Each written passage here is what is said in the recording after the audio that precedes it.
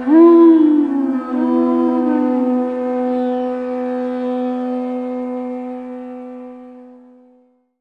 Namo Bhagavate Vasudevaya.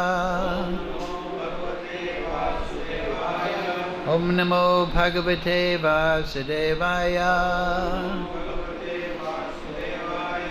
Om Jnana Timarandasya Ganandana Salakaya Chakshurun Militam Yena Tasmai Shri Gurave Namaha.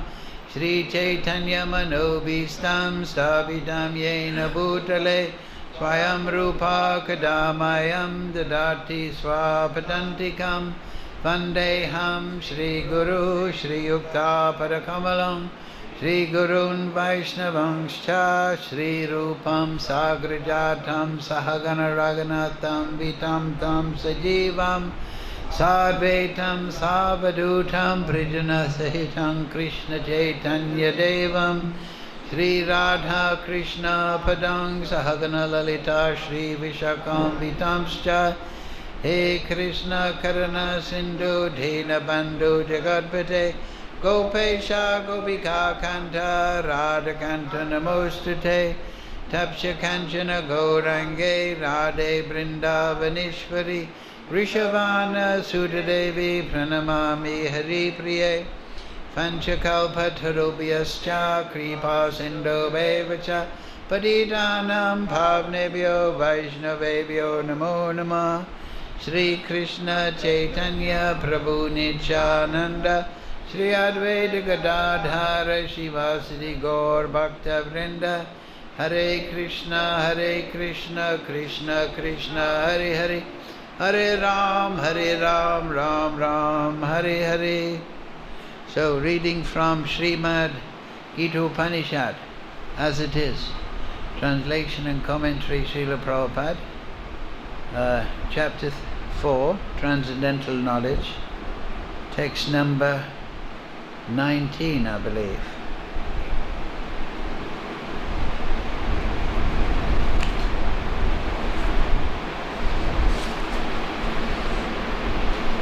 Oh, maybe it's 18. Yeah, 18. Yeah, you're right. Okay. Please repeat. Karmani. Akarma. Yaha. Pasyed. Akarmani. Cha. Karmaya. Sabuddhiman. Manusheshu. Sa. Yuktaha. Krishna karma krit karmaniya karma yah pasyet akarmani cha karma yah sabuddhimam manusyeshu sayuktaha Krishna karma krit karmaniya karma yaha pasyet akarmani cha karma yaha sabuddhimam manusyeshu sayuktaha Krishna karma krit karmaniya karma yaha pasyet akarmani cha karma yaha sabuddhimam manusyeshu sayuktaha Krishna karma krit. Okay.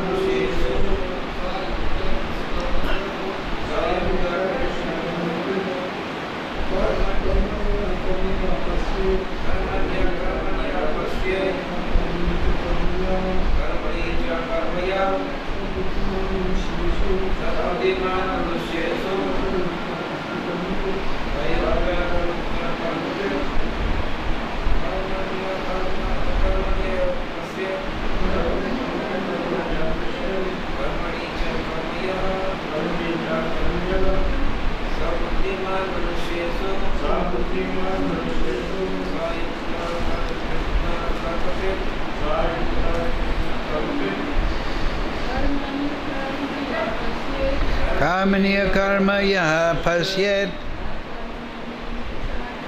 akarmani sakarma yaha sabudimam manusheshu sayuktaha krishnam karma krit Karmaniya karma yaha pasyet akarmani chakarma yaha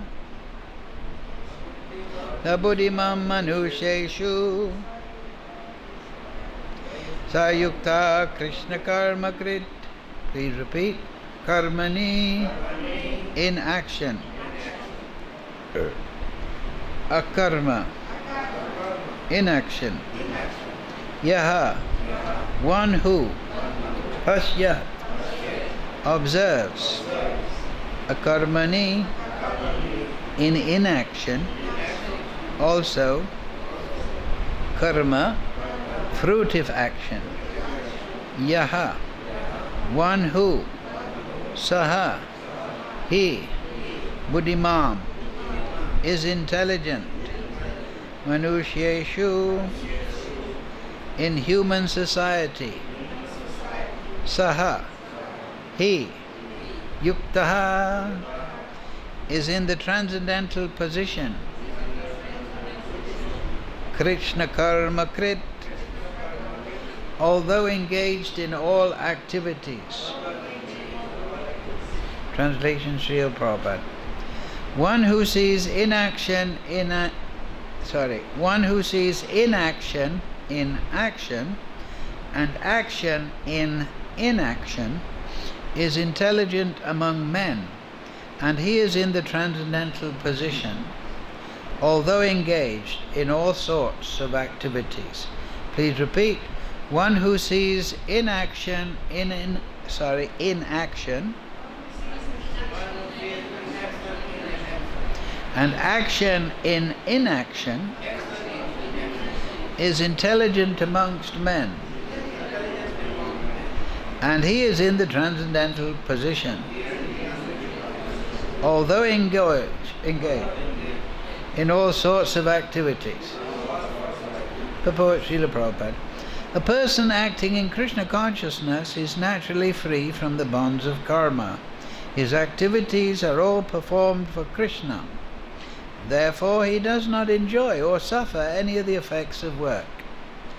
Consequently, he is intelligent in human society, even though he is engaged in all sorts of activities for Krishna. Akarma means without reaction to work. The impersonalist ceases fruitive activity out of fear, so that the resultant action may not be a stumbling block on the path of self-realization. But the personalist knows rightly his position as the eternal servitor of the Supreme Personality of Godhead. Therefore, he engages himself in the activities of Krishna consciousness. Because everything is done for Krishna, he enjoys only transcendental happiness in the discharge of his service. Those who are engaged in this process are known to be without desire for personal sense gratification. The sense of eternal servitorship to Krishna makes one immune to all sorts of reactionary elements of work. Mukam karochi vachalam bhangam laite girin yakripa tamaham vande Sri Guru Dinita. So, karmaniya karma yaha pasyat akarmani chakarma yaha sabudimam manusheshu sayuktaha krishna karma krit. One who sees inaction in inaction and action in inaction is intelligent among men, and he is in the transcendental position, although engaged in all sorts of activities. So Krishna is continuing his science of work, karma. So 3 ways,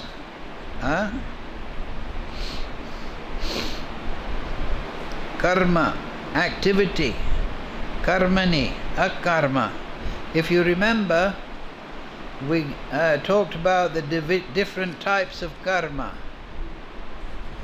Karma means your duties according to varnashram that are suitable for your psychophysical nature, as Prabhupada says.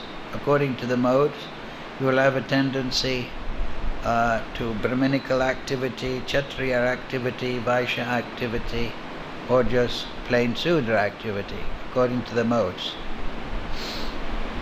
So that is karma, what you should do according to your material conditioning. Then, later on in a previous verse, earlier verse, Krishna talks about vikarma. Yeah, it's in the previous verse.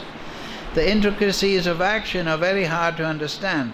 Therefore, one should know properly what action is and what forbidden action is and what inaction is. You see, previous verse, vikarma. So vikarma means to perform activities that are not correct. It means sinful activities, but also not correct for your nature. Like if you have the nature of a Kshatriya and you try to be a professor, a teacher, this is incorrect. This is acting against your karma, your duties. So that is vikarma, doing sinful activities against your nature. And a worse version of that is ugrakama. That means grossly sinful activity, like murder, rape, pillage, ruining the environment. These are all ugrakama. So karma is things you should do, vikarma is things that you shouldn't do, and ugrakarma is grossly sinful activity. But then akarma, so Prabhupada, and it's in the Vedas of course, akarma means to not perform your duties, your karma, your duties according to your psychophysical nature. If you don't do your obligations, like Arjuna was told, if you don't fight, then that is also a bad act, a bad non-activity, we can say. But then akarma means also inaction, so it means inaction. So in today's verse, this inaction aspect of akarma is very prominent. And what does Prabhupada and Krishna mean when they say akarma? It means it brings no material fruit. It's inaction. So therefore, this is the first phrase. One who sees inaction in action. That means you're performing your duty, Arjuna, but it's not going to get a material result. So in terms of activity, it is akarma. You're not performing your duty, you're not getting any material result. You're performing your duty as a Kshatriya, but if you perform it for the Supreme Lord, then you're free of the bounds of karma, as Prabhupada says, first sentence. A person acting in Krishna consciousness is naturally free from the bounds of karma. So that means inaction. This is, you perform your duty, Arjuna, fight, but don't perform it with an attachment to the result. Perform it in devotional service rather, and then you will be performing inaction. It'll have no material result. Right? So this is very pertinent because, as we know, Arjuna was very worried about the result of his actions. that if I kill all these leaders of society, everything will be corrupted. And also I will have killed them for selfish goals, to enjoy a kingdom. What's the use of that? So I'll be bound for hell, destroying people, destroying society, selfishly. So that is good. That is a good point, that if you act selfishly, as Arjuna is portraying there, you are going to get a result. So that's what the science of karma or bhakti-yoga is so important. And that's why it was so, at the beginning of this chapter, Krishna explains, I taught it to Vivishwan and he taught it to his followers. So this was particularly relevant to the royal order, because the royal order sometimes has to use violence. They have to go to war. They have to kill people. They have to put down miscreants. So naturally, a person will consider, I'm having to fight and kill in war, I'm having to chastise sinful people for thievery, so on and so forth in the kingdom. What will be the result? Because it was common knowledge in the Vedic society that every activity is a seed that bears a fruit, a result in the future. Of course, in this modern society, that idea is largely absent. People think that there's no reaction to their activities. They think they can do anything, and then when they die the lights go out and that's it. But actually the lights go on, and you might find the Yamadutas there. So anyway, people with a little knowledge, they understand my activities will bear fruit. So for a Kshatriya, that's particularly relevant, and particularly on the battlefield in such a big fight. What will be the result of this for me personally? If I win or lose, that's one thing. But what about the karma?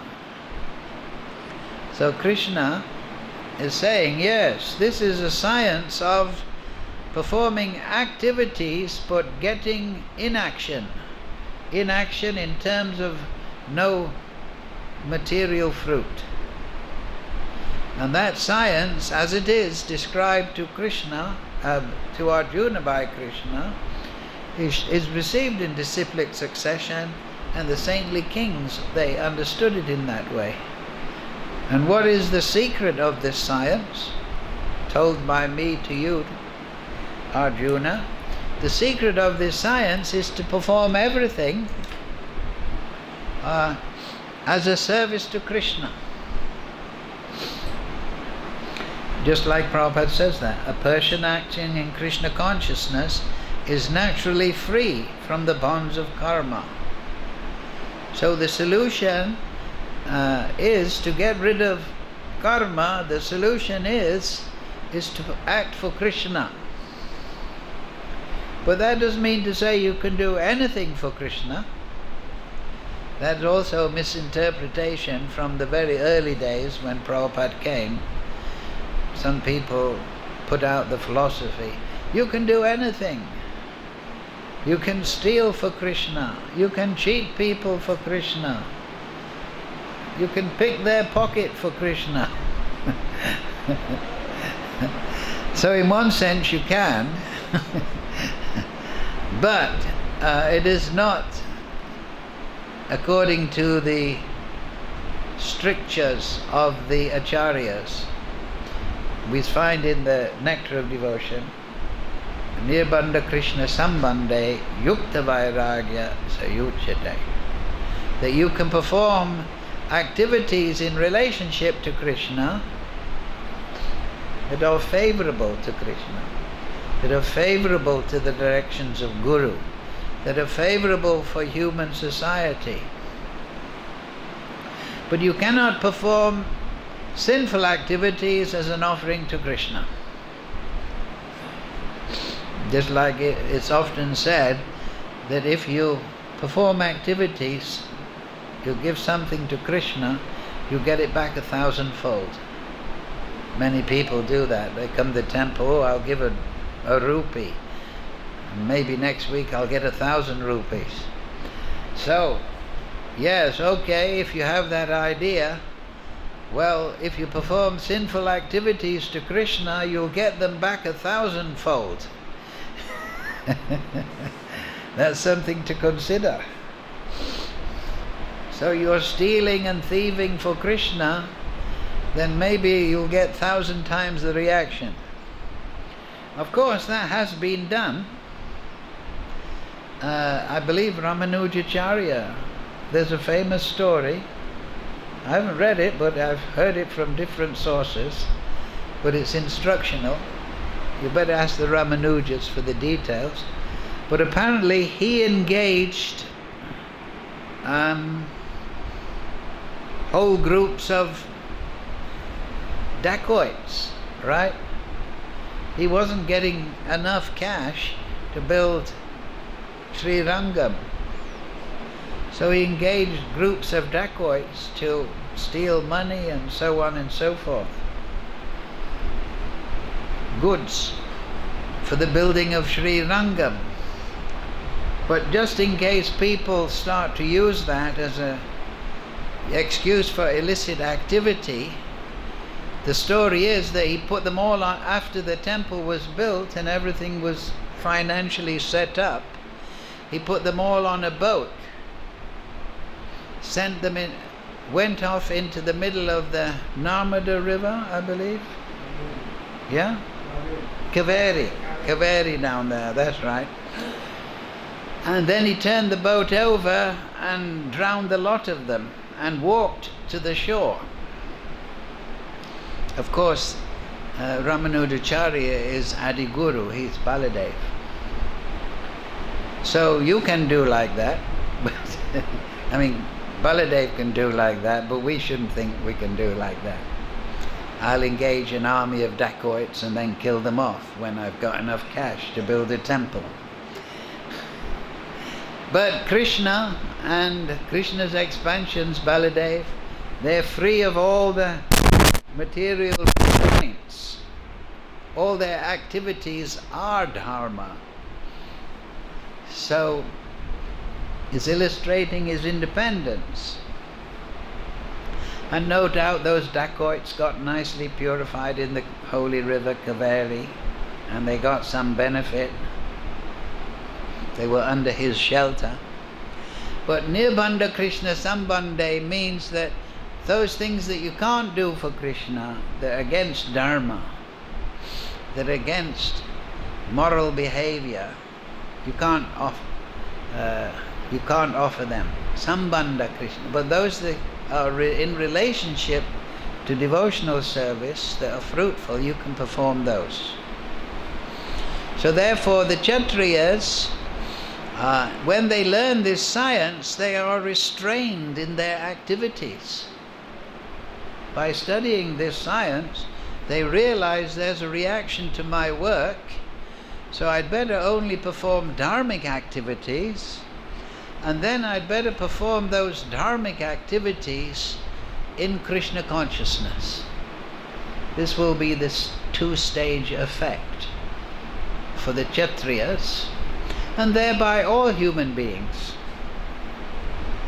That first of all, I'd better act in a morally dharmic fashion, and then I should act for Krishna. Yad karosi yadadnasi yogstadosi dadasi yad yad tapasya sikuntaya tad karuswa madarpanam.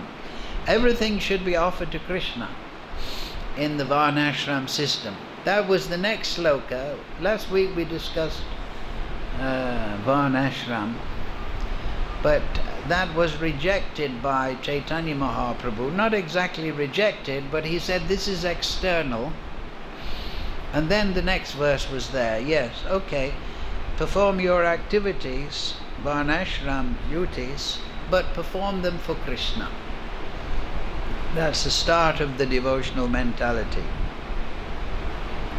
So, that is what's meant by the first one, inaction in action. That you're performing your dharma, Arjuna, you should fight, but don't worry about the fruit. It's inaction if you perform it for the Supreme. In the 3rd chapter, Yajna tat kamano nyatra loko yam karma bandhana. Work has to be performed for Vishnu, or else it will bind you to this world. So that's how you become inactive materially, by performing your dharma for Krishna. But that in itself is not enough. The Bhagavatam takes us a stage later. What's that verse? Swanushtita pumsham viksvakshena kata suyaha notparyate ratim shramahi eva kevalam. That the activities a person performs according to his dharma are just useless labor if they don't provoke or evoke attraction for hearing the message of Vasudeva. Right? So that's the real point. That yes, the aim is not just to get free of karma, but the real thing is ratim. Notpayate ratim. That means attraction or attachment, ratim. That on the negative side, yes, avoid your karma, your binding to the material world, but on the positive side, get attached to Krishna. And particularly hearing about Krishna, because the path of bhakti is the path of hearing. Shramahi eva kevalam, or else it's all useless. You may go up to heaven, but that's useless because you're still in the cycle of birth and death. So, this is for Arjuna. But also, earlier, Arjuna wanted to become inactive by not doing his duty. But Krishna said that's actually action. There's a hint here. And action in inaction. So inaction means here akarma, not performing your duties, but still, as Krishna told Arjuna, you have to maintain your material body. So there's no such thing in one sense as inaction. Inaction. Because nobody, as Krishna said, can refrain from doing anything even for a moment. Because your heart is beating, you have to go to the bathroom, you may stand on an ant, you may be vegetarian, but you're killing carrots, you're killing lettuce, right? So on and so forth. So many creatures and so much natural conditions you're exploiting for the maintenance of your body, and you have to act for the maintenance of the body. You can't just decide, I'm not going to eat, I'm not going to sleep, not going to the bathroom. You cannot just decide, I'll do nothing. No, you have to go to bed, you have to wake up, you have to go to the bathroom, you have to eat. So where's the inaction? There's no such thing as inaction in that sense. You may reduce your activities, but that's not inaction. Reducing activities is not inaction. So that was also pertinent to Arjuna, because Arjuna wanted to just leave the battlefield. But he's still performing action.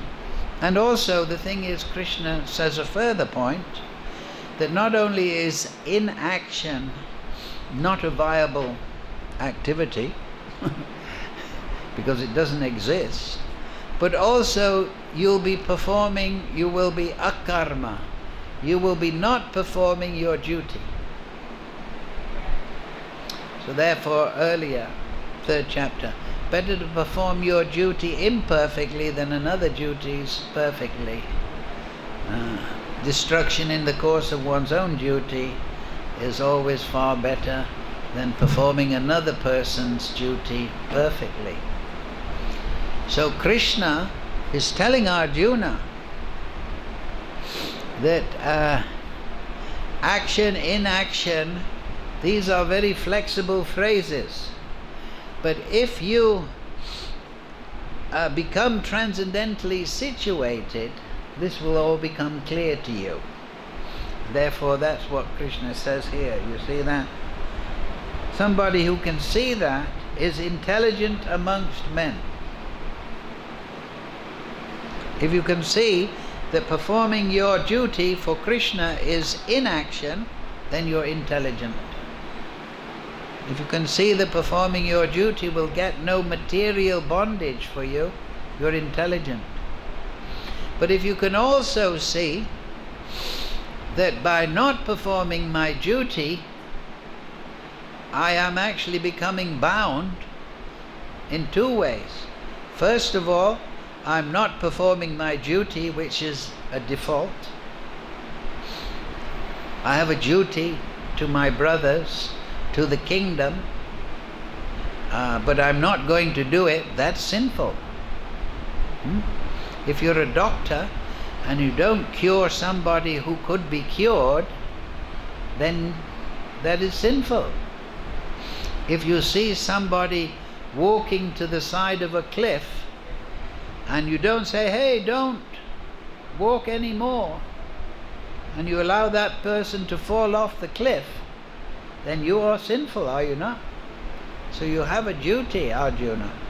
And then the other point is that there's no such thing as inactivity, because you have to act for the maintenance of the body.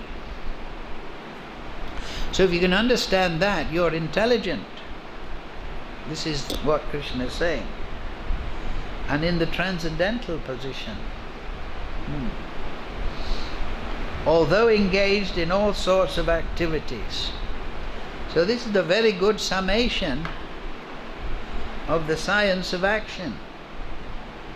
That it's not immediately obvious who is inactive.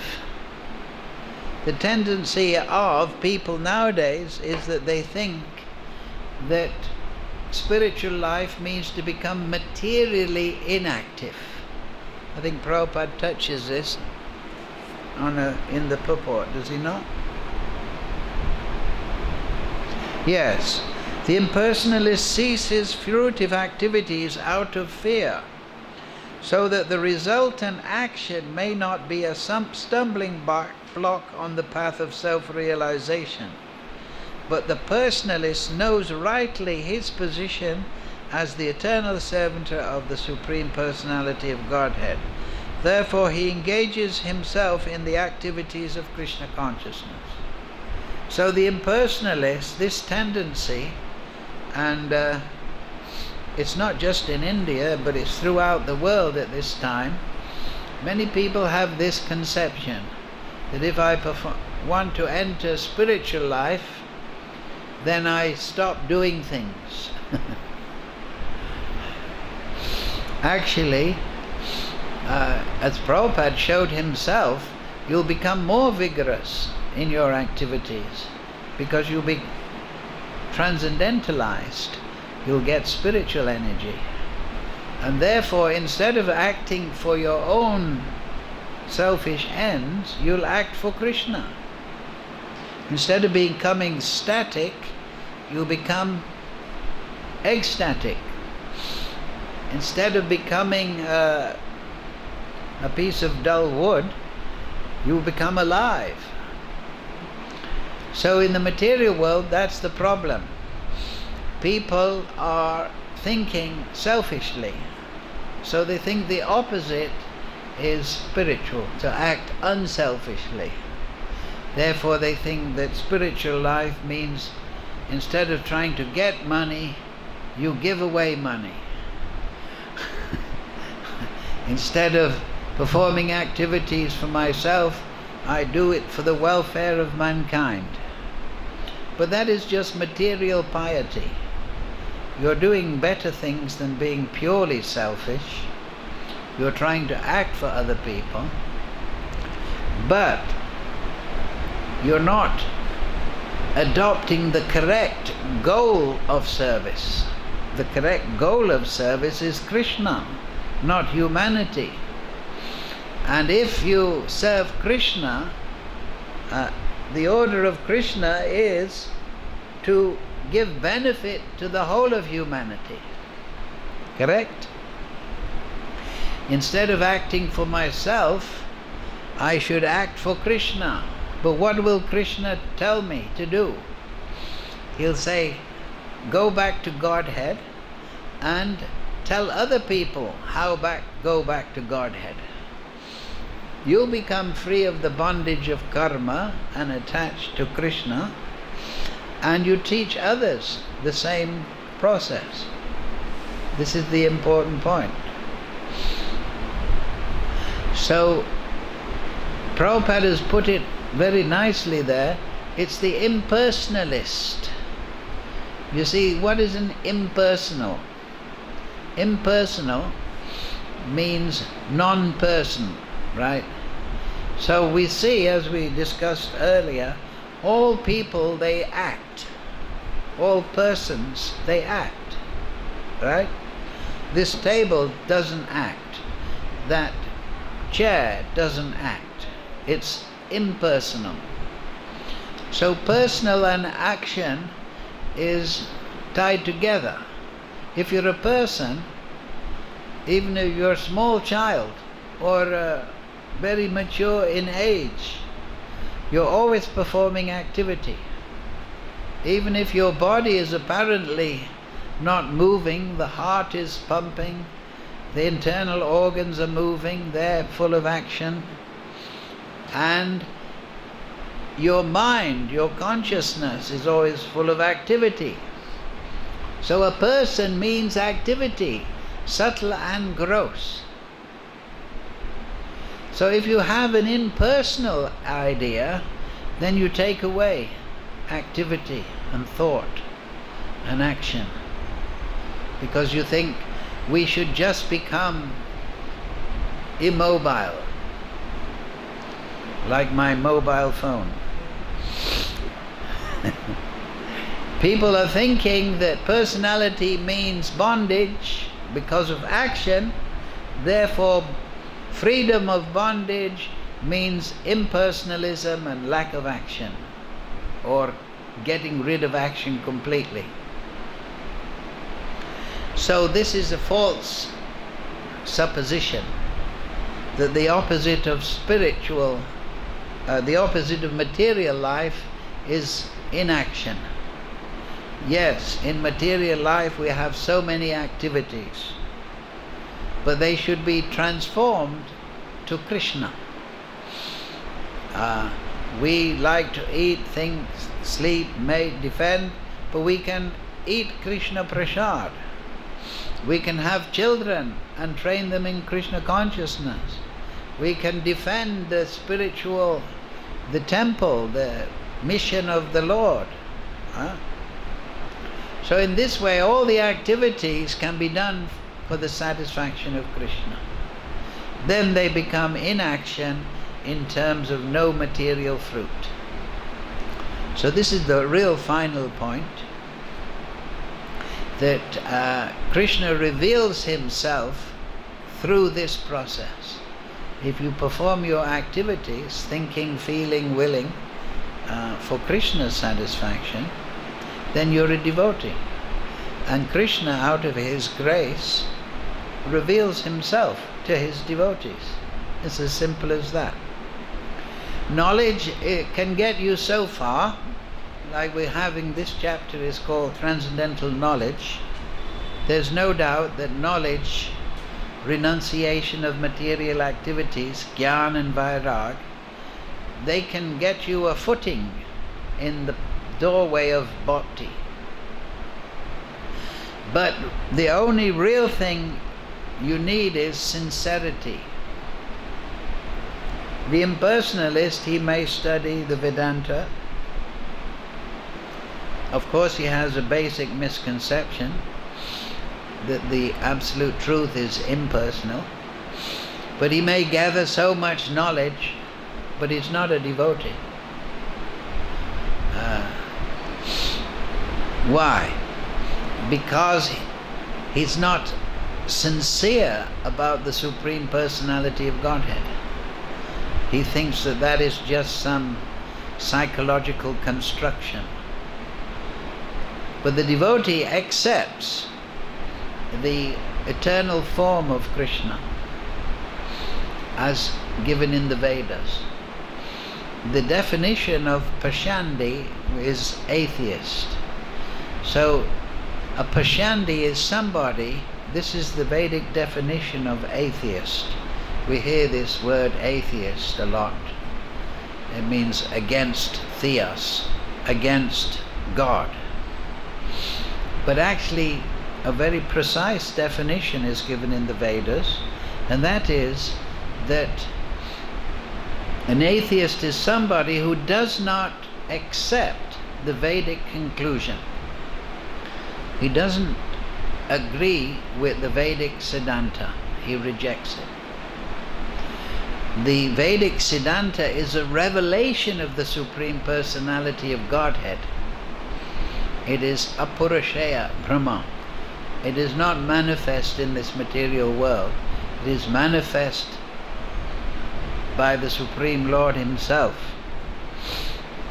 So if you don't accept the revelation of the Supreme Lord by the Supreme Lord, you're an atheist, obviously. So those people that have misconstructed ideas of the Supreme Godhead, they are also atheists. If they do not accept the Vedic conclusions, the essence of them at least, if they believe in voidism, if they believe in impersonalism, then they're atheist. But also, if they believe that Durga is the supreme, they're atheist. If they believe that Surya is supreme, they're atheist. If they have the wrong Siddhanta, but also those that are outside the Vedic conclusion and have the wrong conception of the Supreme Personality of Godhead and don't accept the Vedic conclusion, they are also Pashyandi. They are also atheists. So, without being connected to Krishna through Guru, through Parampara, you can have no intelligence. You cannot be in a transcendental position. You cannot understand anything because you will just be in the Maya Shakti. The devotee, it's meant here in this verse, he's connected with Krishna by consciousness. So he's not in the Maya Shakti, he's in the Chit Shakti. So everything for him is an open book. But for those in the Maya Shakti, everything is a cloud, a dance of fireflies. Everything is guesswork, mental speculation. So their religious systems, their goals in life, their conception of spiritual life, their conception of material life, these are all illusory.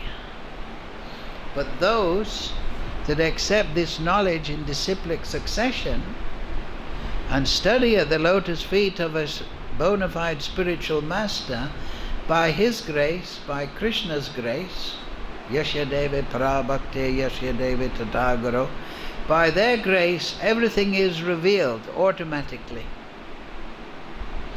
So this is what's meant also here, that he is intelligent and in the transcendental position. So if one accepts the Vedic conclusion and studies it, submissive oral reception, with faith, Yasya deve para bhakti, yasya deve tatagaro. What's that verse? Ashradha yomam evam asamudho janati purushotamam sasavabid bhajati mam savabhavena bharata. One who without doubt accepts me as the Supreme Personality of Godhead, without doubting. Just consider, if you accept Krishna without doubt in Tattva, then you are the knower of everything, and he engages in my devotional service enthusiastically. So, yes, we should study knowledge of Krishna. We should gain all sorts of understanding, but that should fuel our sincerity. The most thing is to be sincere. Jnana Misra Bhakti means there's devotion to Krishna, but it's mixed with a desire for knowledge. However, if one actually realizes Krishna, then the desire for knowledge fades away. I think it's in the Padma Puran, the story about Bhakti Devi. She's looking very weak. She's traveling towards Vrindavan, and she has two sons with her, Gyan and Vairag. And they're looking kind of strong and healthy, but she's not looking very full. So when they enter Vrindavan though, Bhakti Devi flourishes, and the two sons, they go to sleep. So this is allegorical. In the material world, people are gathering knowledge about this and that, and they're renounced and they think they're moral and so on. But bhakti is weak. But in Vrindavan, the forest of devotion, right? Vrindavan. Bhakti is very strong, and the desire for knowledge and renunciation in action is put to sleep. But at the beginning it's very important, and this is bhakti, it is to hear. But we hear not with the desire for knowledge, but with the desire to improve our realization of Krishna and thereby our devotion. The prayojan, the desire, the goal, the necessity is bhakti to Krishna. That's what we want to achieve.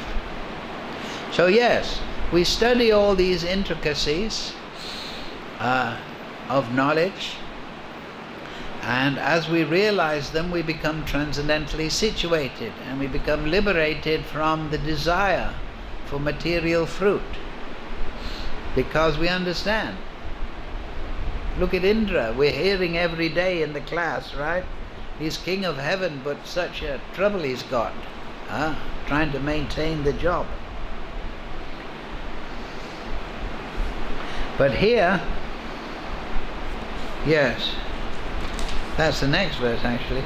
Although engaged in all sorts of activities, Yashya Deva, one is understood to be in full knowledge, whose every endeavor is devoid of desire for sense gratification. He is said by sages to be a worker for whom the reactions of work have been burned up by the fire of perfect knowledge. So yes, we gain knowledge, and that knowledge, we want to be transcendently situated, and we burn up the reaction. But that is only a stepping stone to improve our sincerity. Now this section, Krishna sums it all up.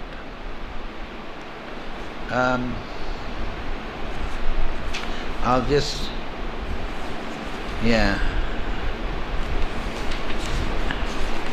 he sums it all up.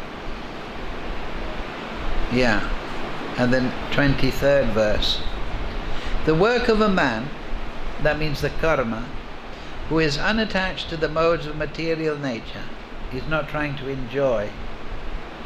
This is 23. and who is fully situated in transcendental knowledge merges entirely into transcendence. So this is how inaction is attained, by gaining shastric knowledge, by hearing from Guru, Sadhu and Shastra. Then, with this spiritual understanding given in the Vedas, in the Gita, one becomes free of desire for fruitive result. It's part and parcel of the package. That if you study transcendental knowledge in disciplic succession with a genuine desire for realization, then you will naturally lose attraction to the Maya Shakti, to getting a fruit. So, throughout the Gita you will find the same theme given to Arjuna. That yes, Arjuna, you're entangled in this world, but perform your activities for the satisfaction of me, Krishna, and you'll become free. You won't be entangled anymore. So, we'll finish on this point. Any questions? Action, inaction? Yes?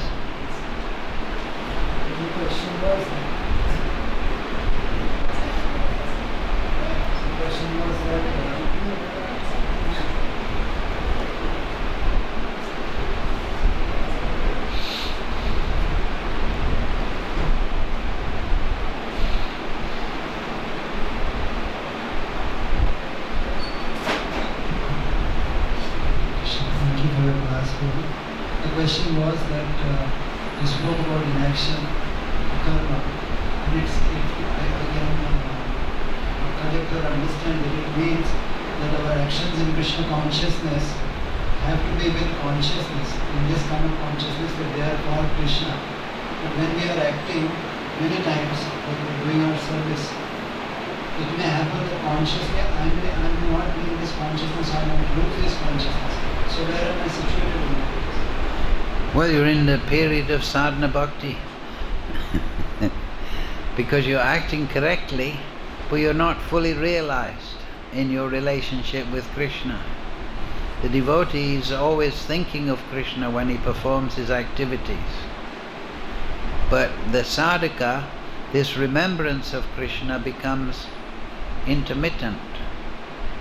But because he's performing those activities, that is a form of remembrance of Krishna. So we should take heart in that way, thinking that even though my consciousness may be forgetting Krishna when I'm performing his service, still I'm performing his service through my bodily activities, and that will bring me to perfection.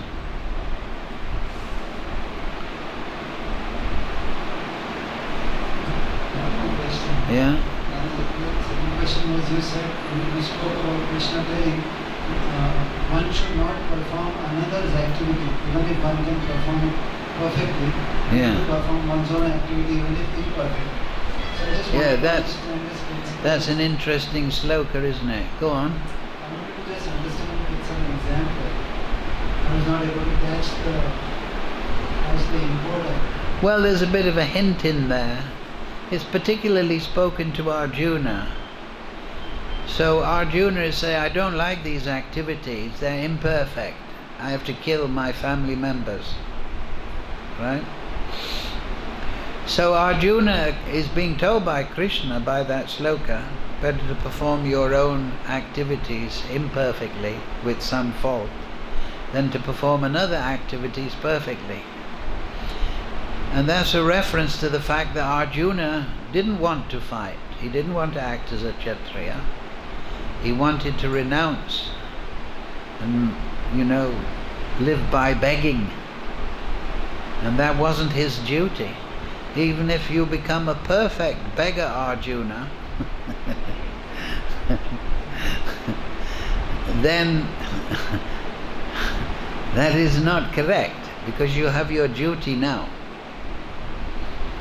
So this understanding is relevant to those who are bound by varnashram.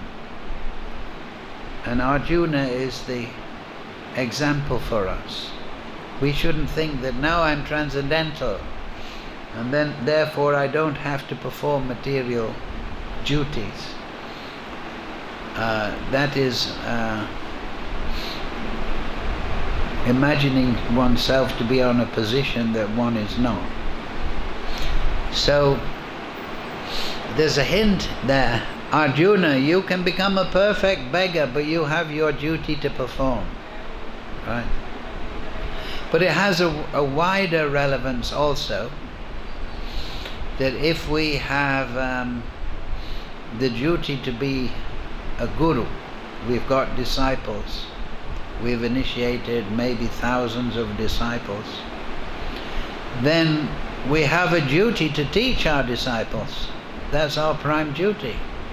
You've taken the position of guru, you're teaching, but then you think, well, now the disciples, they can look after themselves. I'm going to become a manager and spend most of my time managing. Well, in that sloka, Krishna is not agreeing with that. You have disciples, you've initiated them. Now, to the best of your ability, educate them in Krishna consciousness. Concentrate on that activity. And don't be whimsical, thinking, oh, I'll become a manager now, or I'll become a businessman. You understand? Or I'll get a job in a factory as a Sudra. No.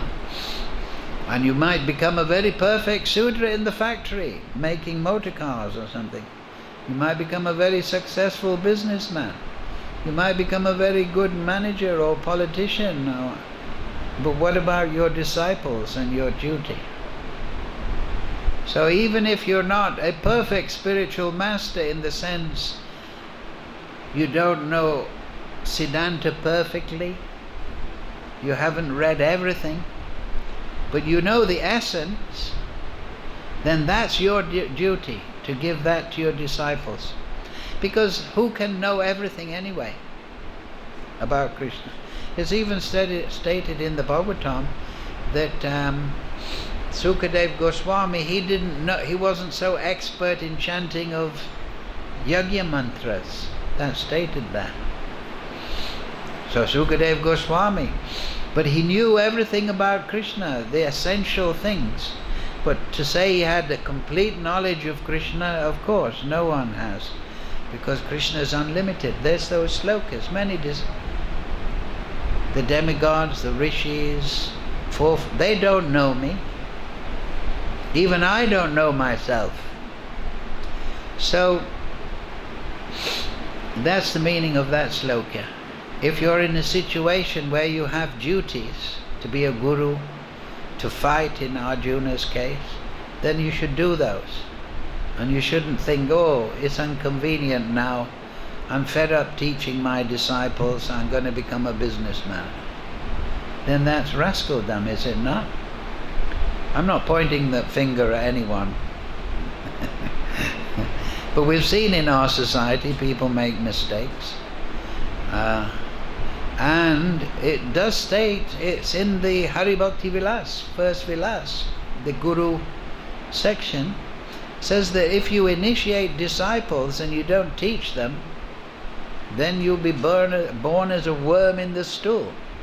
It's like if you have a child and then you just leave it in the hospital lobby and go. Some people do that, right? Right, isn't it?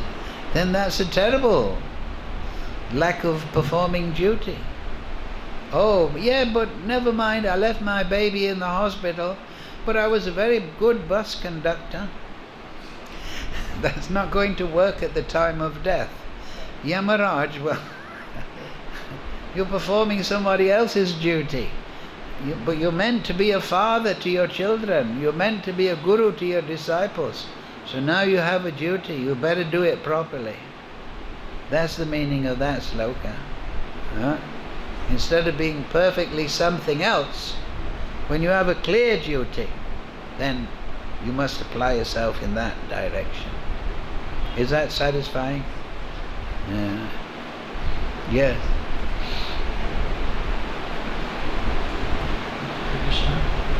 I came late, like yesterday. I could not follow the entire lecture, but I understood. I guess the point when you mentioned this point, the ultimate goal of one's life, any activity is to serve Krishna.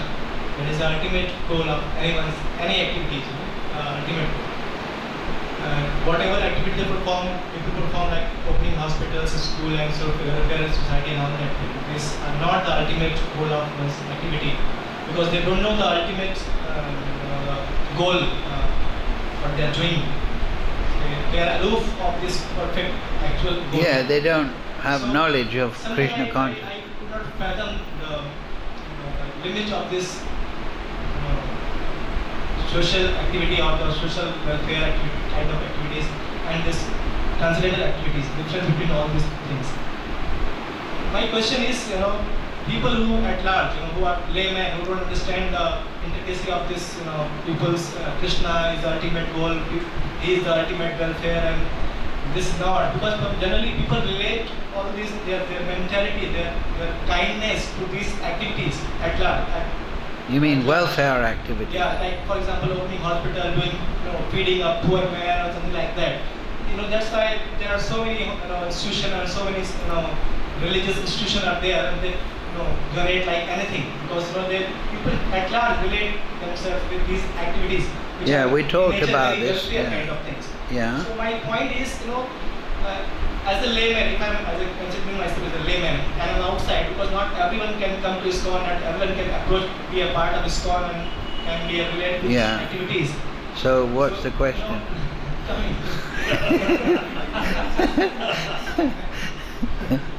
So my point is,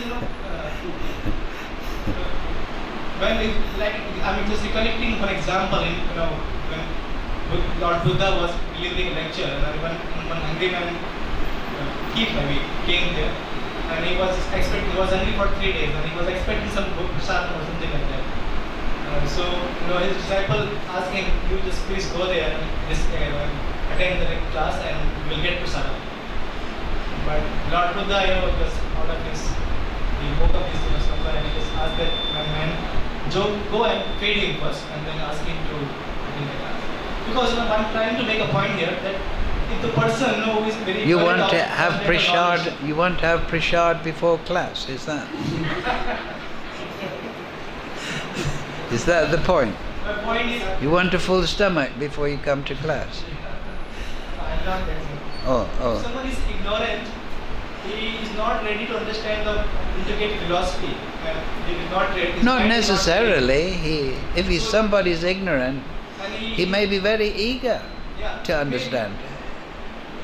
If someone is entangled in his worldly, things, and he is expecting something which is related to his body or immediate needs, he may or she may not understand the deep philosophy unless and until this basic amenities or basic concern is get over or removed. He may not be able to understand. So why not, Well, like what you said is a very common thing for people. They want to avoid their spiritual duties, and they say, well, I have to do my material duties first. That's what you're basically saying. People may have the idea that first I have to do my material duties, then I can engage in spiritual life. But the whole point of Bhagavad-Gita is, and this is in Lord Brahma's instruction, that whatever your situation is, jnana upadaya, whatever your situation is, don't stop that. Stay in that situation, performing your duties, but stani stita srutikatam, you should hear, instead of hearing from the television set, which is the guru of Kali Yuga, you should hear from Guru, Sadhu and Shastra. Right? You don't have to stop activities. This is what Krishna told Arjuna in so many ways. but you perform your activities in Krishna consciousness. And how will you develop that Krishna consciousness? This is what you're just saying. People may be ignorant and they may not have this Krishna consciousness. Same question, same answer. If they hear the Vedic philosophy, just like we're discussing every day, every week, the Vedic philosophy. If you hear, then naturally your devotion to Krishna wakes up. Shravanadi Sudachitte Karide Uday. If you hear Krishna consciousness from Guru, Sadhu and Shastra, then the effect will be that you lose material anxiety, material conceptions, and that your natural devotion, this is the important point, Nitya Siddha Krishna Bhavasya, that Krishna consciousness, devotion to Krishna is there naturally, but it's dormant. So we don't say, as we were saying earlier, stop activities. We say, continue in your material duties, but add hearing the Bhagavatam, hearing the Gita, right? Associate with the sadhus, study the Shastra, and then your natural Krishna consciousness will awaken. Just like when the weather is correct, the plants blossom. So when we're watering the plant of devotion, the seed of devotion, by hearing and chanting, it will sprout. So this, it goes back to the earlier discussion about impersonalism. People in Kali Yuga, they're so badly instructed that they think spiritual life means to stop material activities, to become a tapasvi, to sit in front of 20 fires surrounded by, or to stand in the cold water, or to stop eating. They think that it is giving up. They think of it in negative terms. Well, we don't say that. Keep your material duties, but those things that are sinful, you get rid of them, and you hear about Krishna. You try to live a theistic life. Pramanas chad acharas tadabhyasa nirantaram. Krishna tells Lord Brahma 3 things if you want to become Krishna conscious. First, pramana. You should hear the Vedic conclusion, Guru, Sadhu and Shastra. Second, theistic conduct. That means you should behave properly. You shouldn't be a liar and a cheat and a thief. I'm not looking at you when I say that. But you should, theistic conduct. You should be a moral person. If you have business, make a profit, but don't cheat people. If you're a doctor, do your job properly. If you're a policeman, do it, everything theistically, correctly, morally. And then nirantaram, persevere in your practice. That means you, in Kali Yuga, you should take to chanting and studying Shastra. Then all these ideas, misconceptions will be gone. What's that verse in the Bhagavatam? Manda samanda matayo manda bhagya upadruta.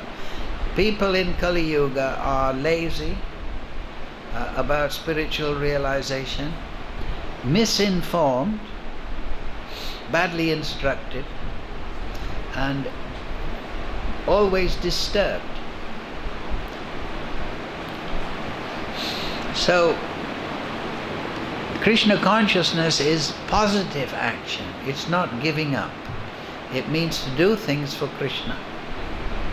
We all have activities we have to perform. Do them for Krishna. And then that spirit of devotion will help awaken your own devotion that's within the heart. Understand? And to create that remembrance of Krishna, practice makes perfect. That's all. And we should be sincere. This is important because if you're going to be steady, you have to be sincere. And if you're steady, then it's a way of proving yourself to Krishna, that I want to be your devotee, Krishna. I'm chanting. I'm trying to do service for the spiritual master. I'm acting theistically. I'm not turning away from this. So Krishna, please give me a little mercy. Gurudev kripa bindu diya koro eda se trena pekka atihina. So we have to appeal to the Guru with sincerity. Please give me a little mercy. Kandiya kandiya pranana rakibo ara. Bhakti-Vinod even goes, if you're not merciful to me, karuna no hoile, then I'll give up my life. But that is ecstatic emotion. You shouldn't think like that. That's Bhakti-Vinod in his ecstasy of love of God. Really, So everything is sincerity. Everything is sincerity, and purity is the two basis criteria of becoming a pure devotee. Yeah, so no, the point is, the way I'm saying is, gathering knowledge and so on and going to Mangalarti, following all rules and regulations, great. But we have to combine that with sincerity of desire to achieve Krishna Prem. You understand? We have to appeal to Guru and Krishna. Please give me a little Prem. And this is my yajna. You understand? That's what I mean when I say sincerity. Otherwise, I've seen it, people come, they become devotee, and they enjoy for 2-3 years. Oh, it's nice in the temple. It's the mode of goodness. I feel good. I'm enjoying being a devotee. And I mean that. Enjoying, it's the mode of goodness. I feel happy. I've got friends. I'm not working in a factory. I'm not a rickshawwala.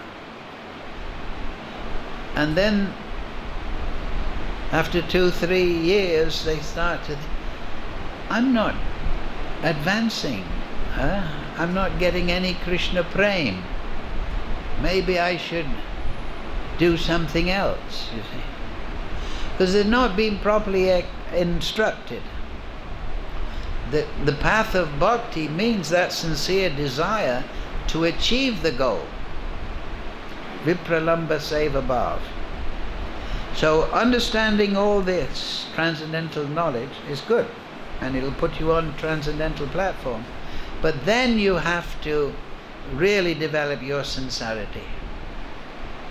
You have to desire, lobha, right? Lolam, Siddha Vilas, right? So many songs by Bhakti-Vinod Thakur. Or else we'll just become mechanical, and we'll think the mode of goodness, and we'll give up one material identity. I'm from Bihar. I used to be a follower of Lalu Prasad, and I had a lati stick and everything. I used to be, now I'm in the temple, I'm a brahmachari, working in the Goshala. And we take on a new material false ego. But so we change from one false ego to another false ego, and we think, oh, I'm Krishna conscious. No. Krishna consciousness means to develop your swarup, your spiritual relationship with Krishna.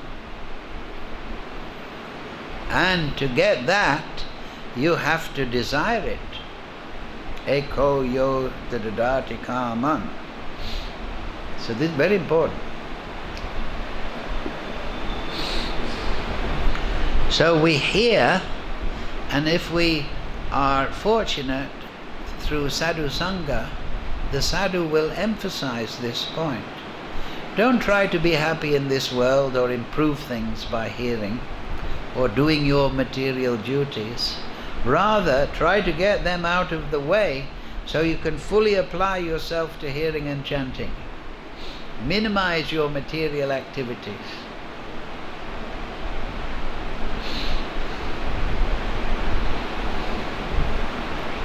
People are so rigid in their mentality, because I've talked to so many people. I was going to Mayapur in a train. I talked to a boy who was doing MBBS. He just told me, in this discussion, we discussed things and we made one point. He told, you people are, he just told, I guess these spiritual people are lazy, they don't do anything.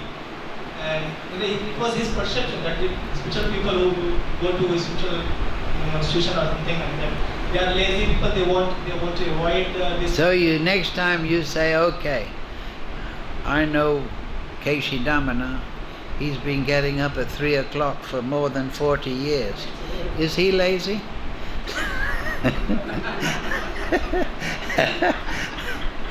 When are you getting up?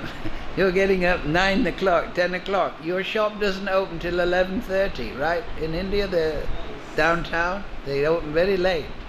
Why? Because they're lazy.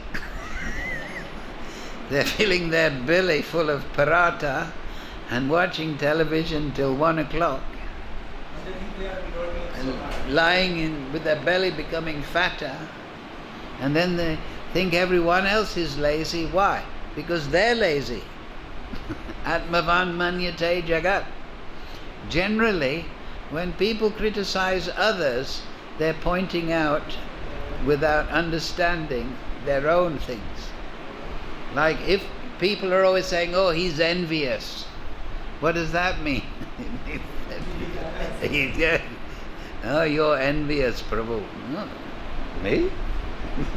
No. Because we generally see reality through our own lens. Atmavan manyate, as a man is, he sees the world. So it says in the Bhagavatam, people are manda samanda, lazy, slow in intelligence, manda bhagya, unfortunate. That means they're not properly instructed. But upadruta, they're always disturbed. So people, they are disturbed and lazy and unintelligent. They're covered by the Maya Shakti. That's why Mahaprabhu has given one simple system.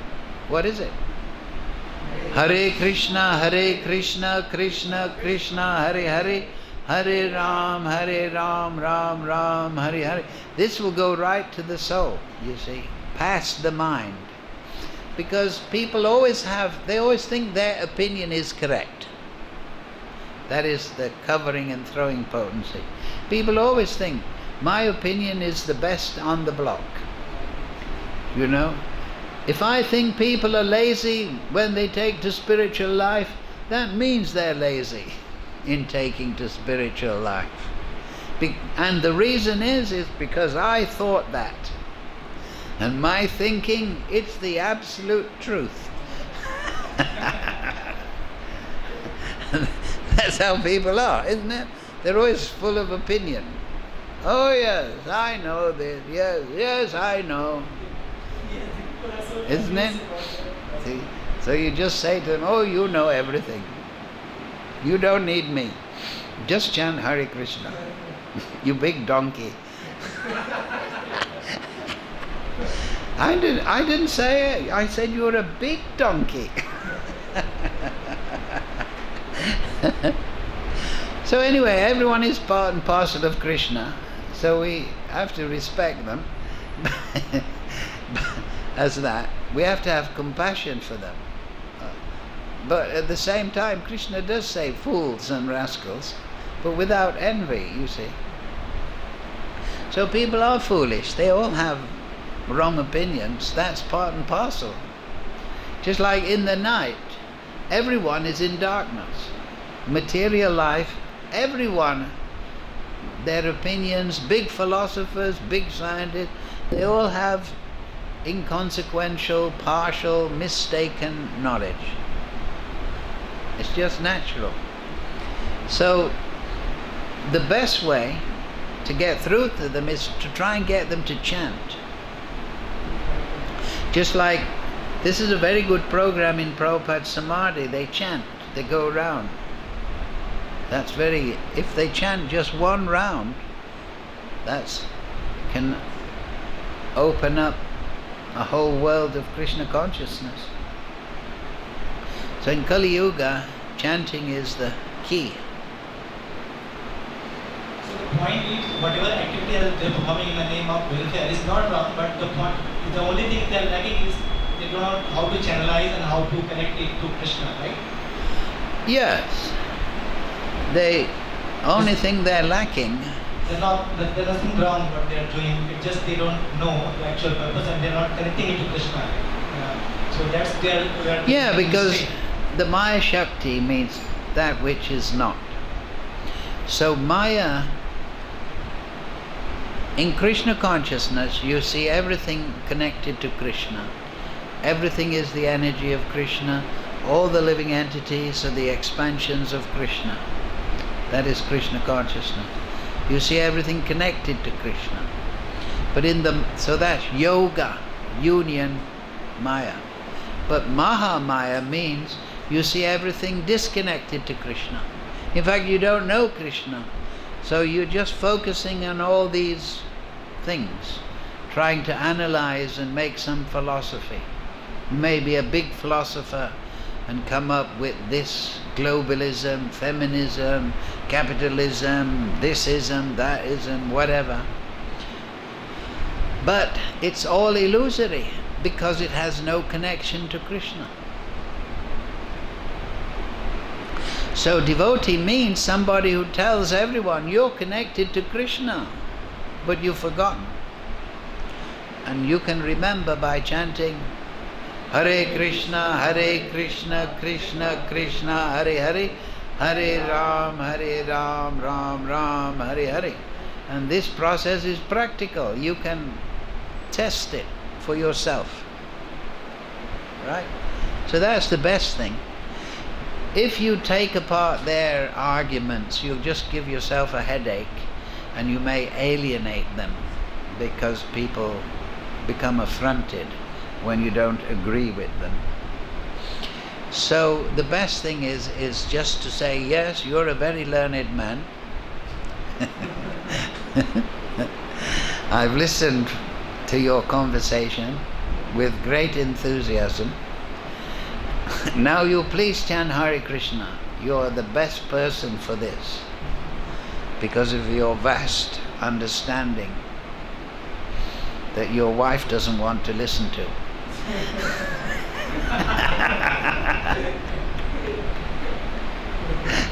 That's why you're boring me with it. Because your wife is fed up with it.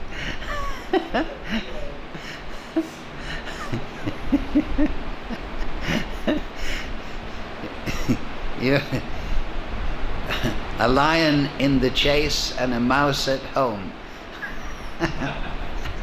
But you're not like that. So this is the medicine to the people who are habitual of playing their own tune. Instead of listening to the person who is making some valid point based on as the sadhu or shastra, they don't listen to that people. So what is the I guess this is the medicine to get them this harmony to make them chant at least. Well, Lord Nityananda used to, in Navadvip, Nityananda would go up to beautiful girl and say, look, oh beautiful girl, if you chant Hare Krishna, I'll marry you. He would go into the drinking dens, they still have those, they make the drink out of coconut, and he'd get them to chant. But we should be a little more careful, I think.